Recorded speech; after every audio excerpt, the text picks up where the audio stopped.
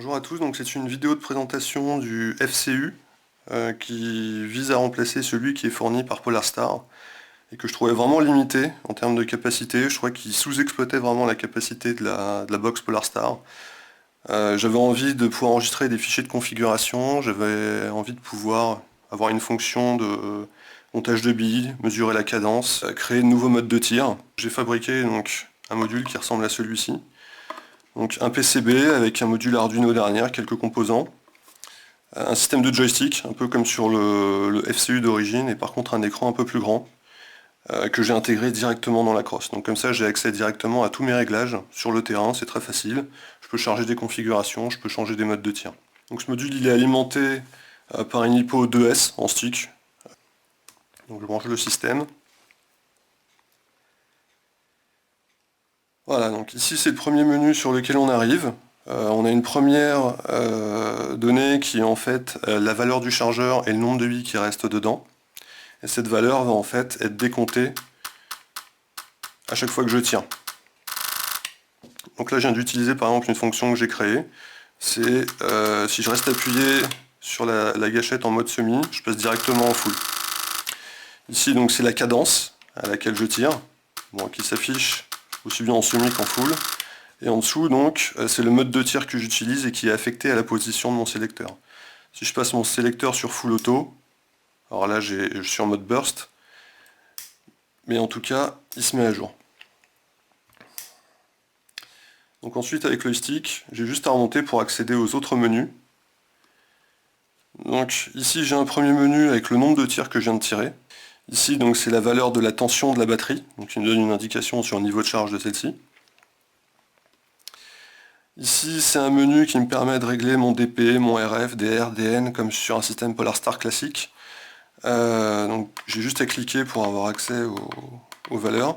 Et par contre, j'ai rajouté une valeur de DP supplémentaire qui est un DP automatique qui va être utilisé lorsque la réplique est au repos depuis un certain temps, pour éviter que le poppet colle. Lorsque j'ai des DP qui sont réglés très bas avec des canons courts par exemple, au bout d'un certain temps de repos, il se peut que la bille ne parte pas. Donc là, si je remonte, j'ai accès au menu suivant, donc ma valeur auto-DP c'est 12, c'est bien celle-ci qu'on avait là, et qui est effective au bout de 3 secondes d'arrêt. Le menu suivant me permet de sélectionner le mode de tir qui est affecté à la position du sélecteur. J'ai mon sélecteur qui est en semi, bon je vais le mettre sur burst par exemple. J'ai d'autres possibilités, j'ai un mode fusil à pompe, j'ai un mode full auto et j'ai un mode sniper. Donc je vais le mettre sur shotgun et je peux sélectionner le nombre de billes qui sont utilisées en mode pompe.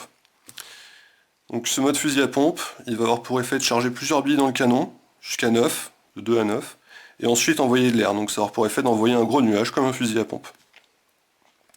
Et le mode full, je vais affecter le mode sniper pour faire une démo. Ici je peux régler la capacité de mon chargeur. Donc, je vais diminuer, je vais aller à 50, 40, 30. Ici donc je peux paramétrer le temps à partir duquel l'écran va s'éteindre et se mettre en veille pour économiser de la batterie ou être plus discret quand j'ai pas envie d'avoir mon écran qui brille dans le noir par exemple. Ou je peux régler le contraste de l'écran. Ici c'est une fonction qui me permet de sauvegarder mes données, tous les paramètres que je viens de montrer, y compris le contraste de l'écran, DP, DN, RF, la capacité du chargeur. Je peux charger des données, des configurations précédentes, ou je peux faire un reset. Donc le reset fait appel à des données qui sont préenregistrées dans la carte.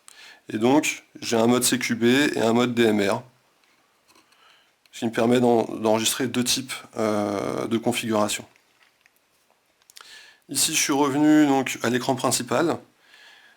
Donc ma valeur de la capacité du chargeur s'est mise à jour toute seule. Je vais faire une petite démo du mode fusil à pompe. Je vais mettre de l'air. Donc ici le mode fusil à pompe. J'appuie sur la détente. Vous allez voir. Donc je recule le nozzle 4 fois et ensuite j'envoie de l'air. Et le petit truc fun en plus, c'est que si je reste appuyé, comme en semi en fait, je vais passer en mode full.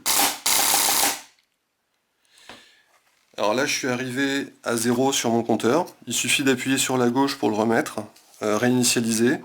Et en fait, comme j'ai plus de billes dans le canon, le fait de réinitialiser va avoir pour effet de reculer le nozzle pour charger une nouvelle bille, pour le prochain tir.